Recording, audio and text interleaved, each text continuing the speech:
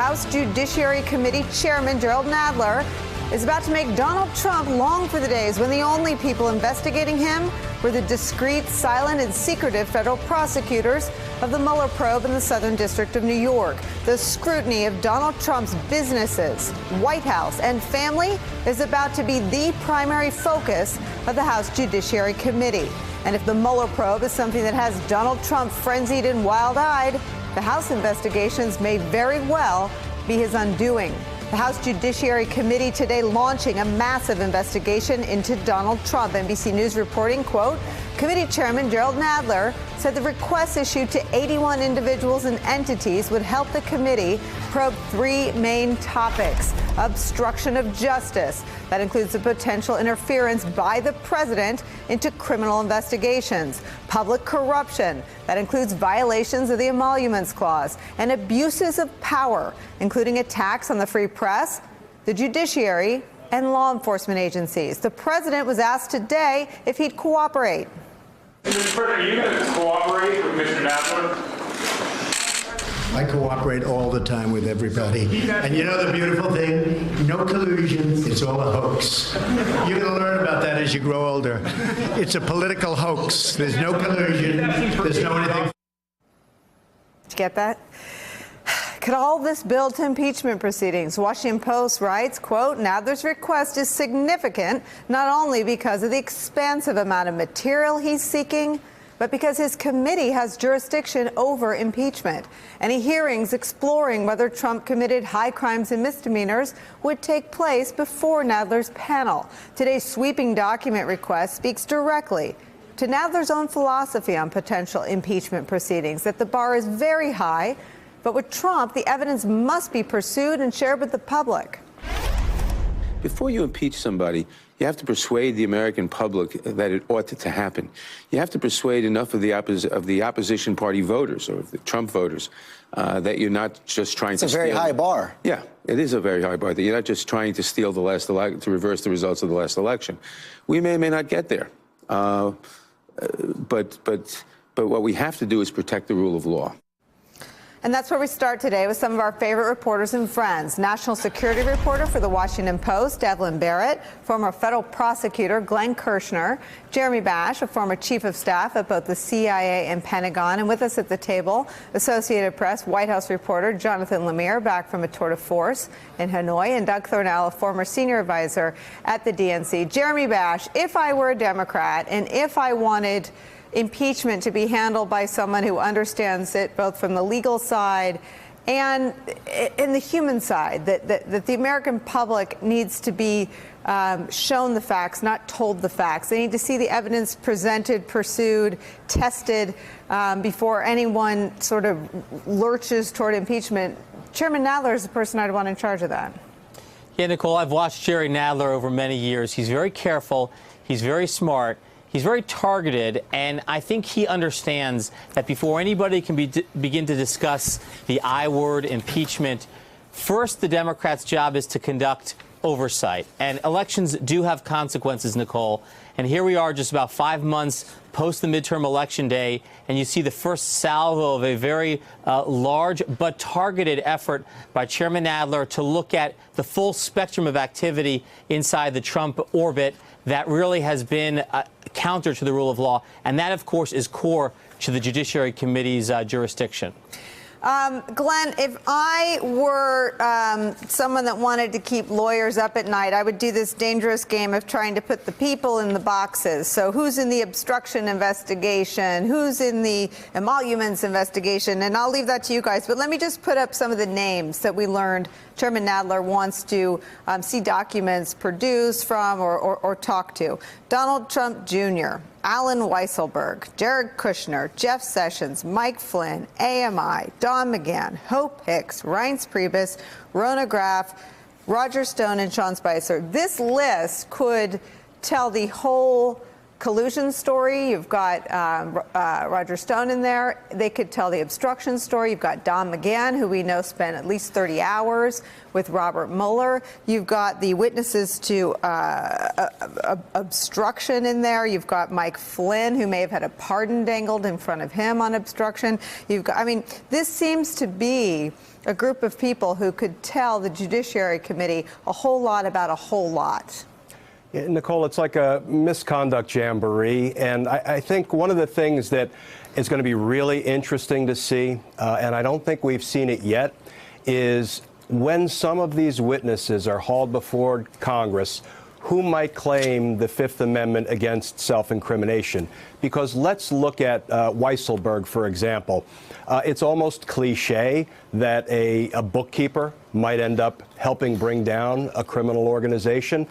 But we've heard the reporting that Weisselberg may have only been given limited immunity to testify about the campaign finance violation piece, and his immunity may not cover other acts of misconduct he may have been involved in as the chief financial officer for the Trump Organization.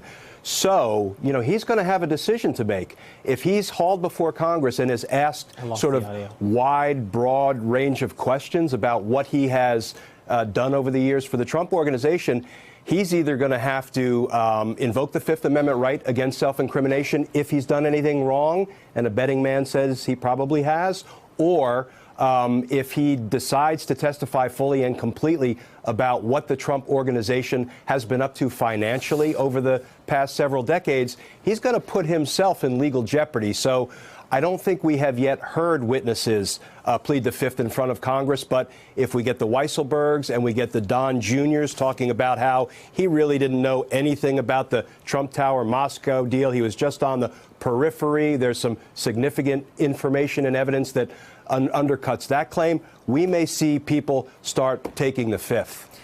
Devlin, Glenn brought us right to the specific, which was where I wanted to go with this quote from a piece by Natasha Bertrand over the weekend. It's a quote of Andy McCabe, who writes a little bit. He sort of ties the Trump era to the beginning of his career at the FBI when he was prosecuting or investigating Russian organized crime. And there's this quote from him. I think people think of following the money simply as a way of uncovering whether somebody's been involved in money laundering or a financial crime, which is, of course, important. But on a much more fundamental level, it's a way of understanding relationships and networks to understand who the person that I'm interested in is connected to, who they're communicating with, and who they're receiving money from or giving money to. It goes to proving the existence of an organization, or, as RICO, the Racketeer Influenced and Corrupt Organizations Act, would say, an enterprise. All of the musings coming out of the Southern District of New York, all of the undercurrents of Michael Cohen's testimony, and certainly this list released today of 81 targets from the House Judiciary Committee, and what we know Adam Schiff has talked about wanting to explore in the House Intel Committee, suggests that this may be precisely the framework around the question for the Trump Organization and family. Right, but I think what's interesting about this laundry list, and it is true, this is a huge list of topics and areas that they're looking at, and obviously they are trying to make connections, as you said, to try and understand if there is an enterprise here. But I think realistically, this list is so long, I'm most curious about what they will choose to focus on as they go forward, because presumably they're going to get traction on some of these issues, and they're not going to get traction on others. You know, Congress is not the most focused of entities on its best day. So I think what I'm looking for as this goes forward is which one of these areas are they going to really drill down on? Let me put up, to that point, something Adam Schiff said yesterday. The House Intel Committee looks like it has its focus. Let's watch this, talk about it on the other side. We are certainly looking deep into the set of issues around Moscow Trump Tower. We're also looking at persistent allegations that the Russians have been laundering money through the Trump Organization. I don't know that that's true, but if it is, again, it's a profound compromise of this president. Starting to hear that more and more, that the compromise was the conduct of money laundering, was the knowledge of negotiations around Trump Tower Moscow going on longer among Putin and his cohorts than it did among any American officials other than people who may have been listening. This idea that the money laundering was, as Steve Bannon is quoted as saying in Fire and Fury, one of the original sins. That's right. sometimes when we hear the word compromise, people immediately reflect like the Steele dossier and some of the more salacious examples there, some of which have, of course, not been proven. There's more than that. There is a pattern of behavior over decades that investigators are looking at. While we know Robert Mueller is, and now today with what the House committee has done is saying, like, sort of game on. And then what Michael Cohen hearing last week in some ways was sort of the opening act, or at the very least provides almost a roadmap. Like, he hit upon so many different subjects and so many different aspects of the Trump organization, and the president's family, of course, is intimately involved in that those are the avenues where the Democrats are now going to follow. And there's going to be many ways where they can put pressure on this White House. And, you know, we saw from the president today in that clip you played, relatively relaxed, sort of downplaying it, his usual language about hoax and, you know, it's a witch hunt or whatever it might be. But that's a very different president that we're seeing behind the scenes, privately and according to our reporting, what he's telling to aides, and we're seeing it spill out on Twitter, where he's very frustrated and very agitated and very worried as to where this could go. We saw him explode on Twitter about presidential harassment. That's become his new catchphrase here. You know, as much as this White House has staffed up and hiring new lawyers, they know they might not be ready for the sheer onslaught, the sheer volume of what's coming from the Hill, from these various committees, including the one led by Chairman Nadler. And there's a sense there that that each day is going to yield something new, and each day that could get a step closer to the Oval Office. There's also this misnomer. I worked in a White House, and Henry Waxman was the chair of the Oversight Committee. I produced my emails several times, once around Enron, once around, I think, Valerie Plame. I mean, document production in and of itself is all those things. But Hillary Clinton's emails were ultimately referred to the Justice Department, but it started as a document request from the Benghazi Committee. So people underestimate the danger of these committee investigations at their own peril. Right. And, you know, Hillary Clinton did a great job when she testified before Congress on Benghazi, but that investigation over the long term really did damage to her presidency or to her candidacy. And I think what Democrats are going to try to do here, and they're going to do it very surgically and they're going to do it precise, is to make this go for a long time and uncover and basically do this in front of the public. Uncover what is inside of this administration, what is rotten and what is corrupt. And it's going to go until the election, I think. And that is, and again, we saw with Hillary Clinton, no matter how, you know, I thought it was a bogus investigation, but it really did damage to her, you know, to her approval numbers, her favorable numbers. And I think for Trump, you know, we're looking at an administration now that much different than Hillary Clinton. We know for a fact that there is, I pretty much know for a fact that I think there's corruption there, that it's rotten, there's been abuse of power, and now it's going to be in front of the American people. Thank God. That's what Congress is supposed to do, oversight. Jerry, Doug makes an interesting point. Mueller is doing his job the way any sort of legal professional or political professional understands he must do his job. But Rudy Giuliani has been able to do some damage in the public arena, at a minimum, among Trump's base, because he's voiceless. He doesn't speak. We don't hear from him. He speaks through indictments and court documents that are indecipherable to anyone other than you and Glenn and reporters who read them all day. This process in Congress, in full view, I imagine what they can do in full view, they'll do in public hearings. What they have to do in private hearings, they'll do in private hearings. But seeing some of the people closest to Trump, if as Glenn suggests, his former bookkeeper has to take the fifth to avoid self-incrimination, these are the kinds of moments, these will be the exhibits that speak a million words louder than dozens of Mueller indictments or charging documents. And the framers of our Constitution set it up that way, Nicole, so that under Article 1, the Congress would conduct oversight largely in public. This is not a judicial proceeding. This is not a prosecution where if somebody is not charged in some ways, the case goes away quietly. No, this is designed to expose to the sunlight all of the activities of the executive branch. And just to pick up on Doug's point, I think the wisdom of Chairman Nadler's approach, unlike the Republican approach, say, in Benghazi, where they happen to investigate someone running for president. The only issue that they were interested in was something tethered to the Democratic nominee for president, which obviously was so transparent. The wisdom of Chairman Nadler's approach is that he's saying, no, we have to stand back. We have to look comprehensively at things across the spectrum that are concerning to us regarding the rule of law. And therein, I think Chairman Nadler will get support. He will pick up Republican support in certain cases, I hope, for some of his activities. And I think he will make the best case possible that if you follow the facts, oversight will actually result in better, stronger government. And I'm old enough to remember, as are you, Jeremy, when these functions used to be bipartisan. Hope springs eternal. Glenn Kirshner, I want to read you something. I want to get back to the specifics of what Chairman Nadler's list suggests he may delve into. This is from the New York Times write-up. From Donald McGahn, the former White House counsel alone, Nadler requested all documents related to the resignation of Michael T. Flynn as National Security Advisor, the firing of Mr. Comey, attempts to fire Mr. Mueller, communications with Mr. Trump about Sessions and the president's first attorney general, and about ongoing investigations into his presidency. That sounds like a detailed list there, put together in that one paragraph of the obstruction of justice case against the president. And what you just said a few minutes ago, Nicole, I was a prosecutor for 30 years, and perhaps I was never creative enough to come up with a catchphrase like the danger of the documents.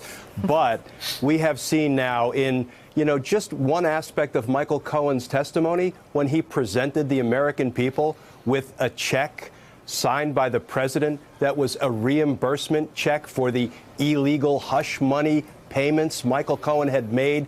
And we saw that the conspiracy itself was ongoing, and it seeped right into the White House because Michael Cohen told the American people that the president in the White House said, hey, Michael, don't worry. The reimbursement for those hush money payments you made for me, they're on the way. They're in the mail, or they're being FedExed. That is an ongoing conspiracy that seeped into the White House. But you hit on the danger of the documents. We're going to see real-time memos that were authored by people to protect themselves and to protect their own interests and to protect against the lies the president might tell about the true circumstances of a conversation. So, man, those documents, even above and beyond the testimony that the American people are going to hear, they're going to corroborate the claims of the witnesses, and they're really going to show irrefutably that the president was up to no good. It's such a good point, Devlin. It's something the New York Times and your colleagues have been reporting on in the context of Jared Kushner's background process, that officials were so concerned they took contemporaneous memos. And I want your thoughts on that, but I want to throw out one more piece of reporting from your newspaper about pardons.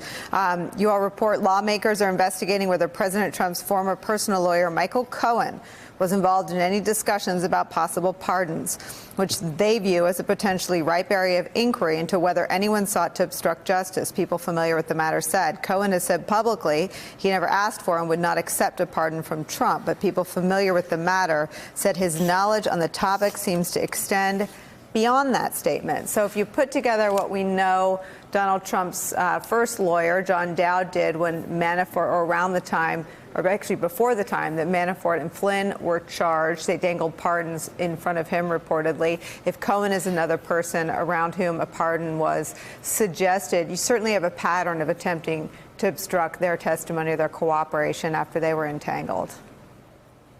Right, and that's why the pardon question is such a big question for all these guys, including Cohen, because anyone who brings it up in the middle of essentially their investigation and prosecution is arguably meddling with justice, obstructing justice in a major way.